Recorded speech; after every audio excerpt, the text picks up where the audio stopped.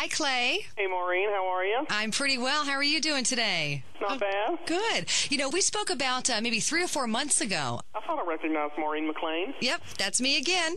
Good to talk to you again. Oh, you too. First of all, thanks again for taking time. I'm sure you've got a lot of these phone calls to make and interviews and all that. So we do appreciate you wanting to be here on Wash FM here in Washington, D.C.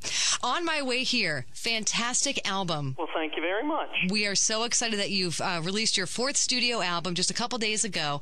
Tell us a little bit about this album. Well, it's the 4th album, but it's only the 2nd one that we've done with original material on it. It's been 4.5 years since we've done that first one with original material. So this one was really important to us to try to make sure that we found songs that said something, that kind of explained where I've been in 5 years. You know, while we haven't done original stuff, you know, we found songs that kind of talk about the process of maturing, the process of growing and becoming wiser and learning about yourself and learning about life through experience versus through teaching.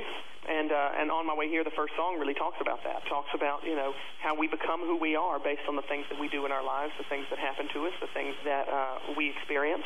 That's really a powerful message to me, and it resonated, and we wanted to make the whole album like that. So the rest of the songs on the album kind of speak to that theme, speak to that theory that, you know, you become a better person based on the things that happen to you and the things that you experience. One song that I listened to that just struck me, I got chills when I was listening to it, Something About Us. Isn't it beautiful? It's kind of the classic quintessential love song. And right. Interestingly enough, I found it on MySpace. I was goofing off one day, going to some of the songwriter pages and listening to some songs, and I ran across it and had never heard it before. It was by a singer-songwriter who had not released it widely, and I said, well, you know what? I love the song. I want to record it.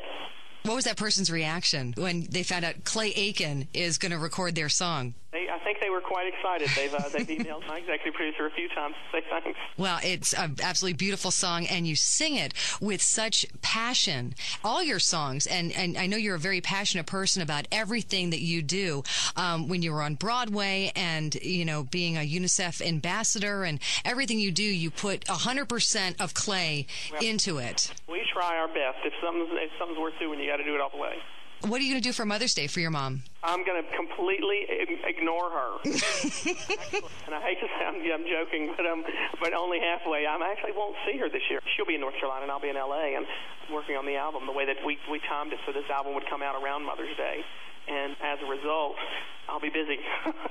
Well, I'm sure you're going to send her flowers or a card, or at least give her a call. Yeah. I think she would be very disappointed if you didn't. Right, wouldn't hear the end of it. Yeah, exactly. We know how mothers are. So, everyone is green these days. Everyone's recycling and doing stuff. What are you doing to be green?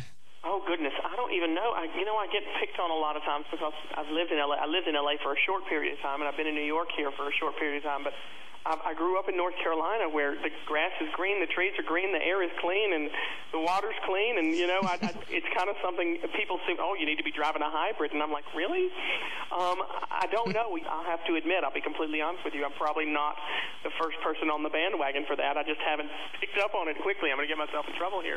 I've got people who are constantly telling me, you know, turn the water off while you're brushing your teeth. Right. And so that's my first step. It's baby steps for me. Well, at least you're going to do a little something to help Mother Earth. Yeah, we'll do our. I'm being coached plenty. Yeah.